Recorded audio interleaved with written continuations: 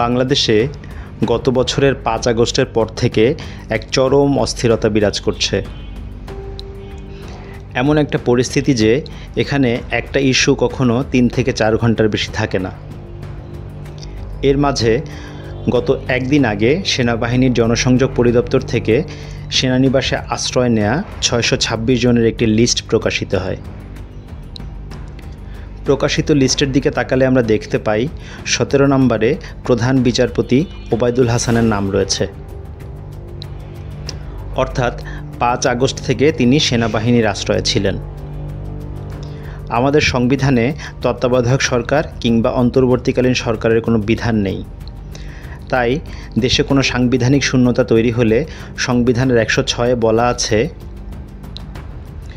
যদি কোনো সময় রাষ্ট্রপতির নিকট প্রতীয়মান হয় যে আইনের এরূপ কোনো প্রশ্ন উত্থাপিত হয়েছে বা উত্থাপনের সম্ভাবনা দেখা দিয়েছে যা এমন ধরনের ও এমন জনগুরুত্বপূর্ণ যে সেই সম্পর্কে সুপ্রিম কোর্টের মতামত গ্রহণ করা প্রয়োজন, তাহলে তিনি প্রশ্নটি আপিল বিভাগের বিবেচনার জন্য প্রেরণ করতে পারবেন এবং উক্ত বিভাগ স্বীয় বিবেচনার উপযুক্ত শুনানির পর প্রশ্নটি সম্পর্কে রাষ্ট্রপতিকে স্বীয় মতামত জ্ঞাপন করতে পারবেন।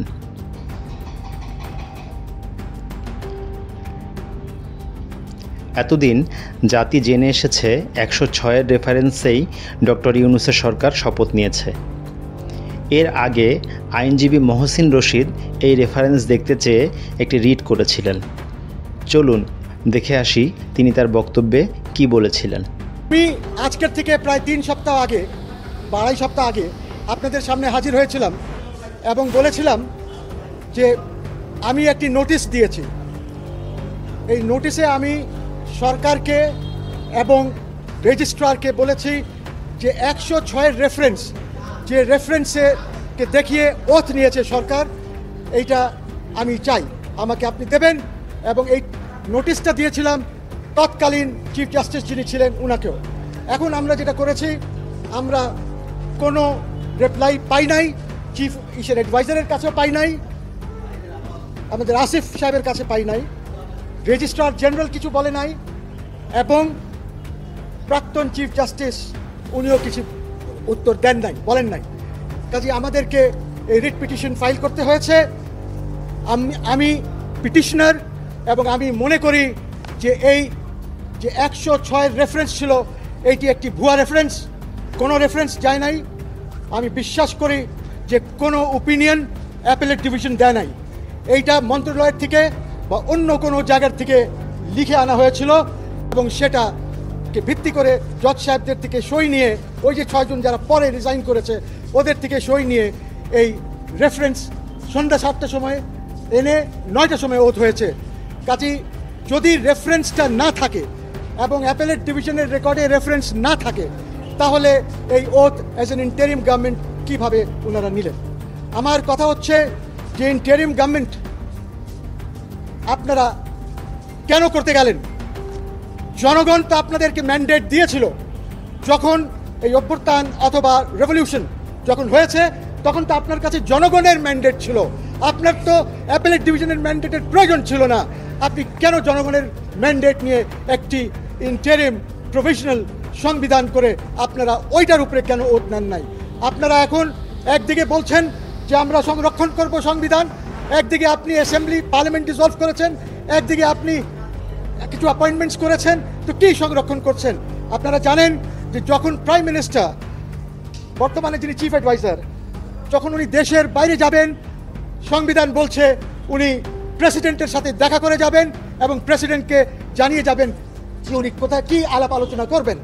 আসার পরে উনি আবার ব্রিফ করবেন প্রেসিডেন্টকে যে আমি এই আলাপ আলোচনা করেছি।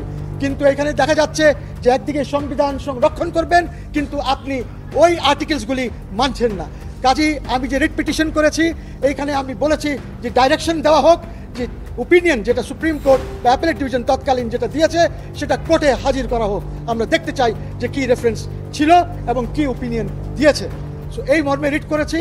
আমি আশা করছি আগামী সপ্তাহে এই রিটটা মুভ করব জাস্টিস ফারাহ মাহবুবের কোর্টে মুভ করবো ইনশাল্লাহ।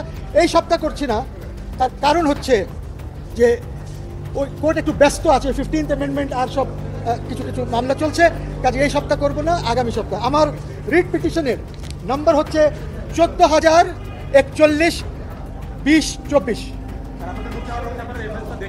রেফারেন্স দেখতে চাই, আর যদি রেফারেন্স না থাকে আমরা এটাও বলেছি যে তাহলে একটি ইন্টারিম কনস্টিটিউশন, প্রভিশনাল কনস্টিটিউশন করে সরকার চলুক।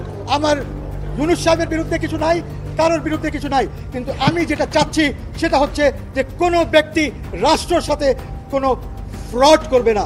এইখানে যদি এটা প্রমাণ হয় যে ফ্রড হয়েছে, যারা রাষ্ট্রের সাথে ফ্রড করেছে তারা জনগণের সাথে ফ্রড করেছে, এবং এই ফ্রড কিভাবে হলো, কেন হলো, এটা প্রয়োজন হলে আমরা ক্রিমিনাল মামলা করব যারা ফ্রড করেছে।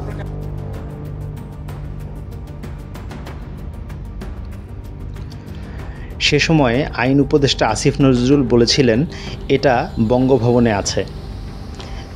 এখন দেখা যাচ্ছে আইএসপিআরের লিস্ট অনুযায়ী প্রধান বিচারপতি সে সময় সেনানিবাসে আশ্রয়ে ছিলেন। তাহলে 106-এর রেফারেন্সে স্বাক্ষর করল কে?